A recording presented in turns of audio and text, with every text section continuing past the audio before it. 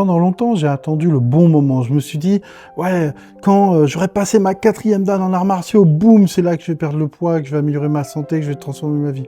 Après, je me suis dit, oui, quand la naissance de mon enfant, là, c'est clair que je vais bouger, ou etc. Et en fait, ça marchait peut-être quelques mois, et après, je retombais dans mes travers. Par exemple, ça peut être alimentaire, ça peut être de santé ou autre. Et finalement, je me disais toujours, ah, dès que ça sera en place, tout va changer. Et en fait, même si je faisais des actions et que j'ai continué à le faire et je suis assez fier de moi et je me le dis à moi-même parce qu'il faut être bienveillant avec soi-même, je me dis surtout aussi, il y a plein de fois, tu attendais le bon moment et quand le bon moment est arrivé, tu as eu un poussé de motivation, mais finalement, tu n'es pas allé au bout, tu n'as pas réussi à tenir sur le long terme.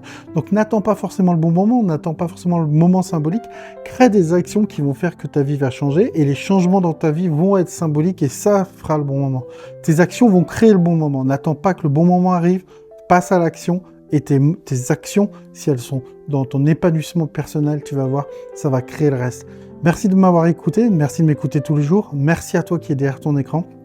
Je t'envoie toutes mes pensées, je te souhaite vraiment d'être le ou la plus épanouie possible. Surtout, prends soin de toi, sois bienveillant avec toi-même, parce que tu le mérites. Ici, on est ensemble et on avance avec bienveillance.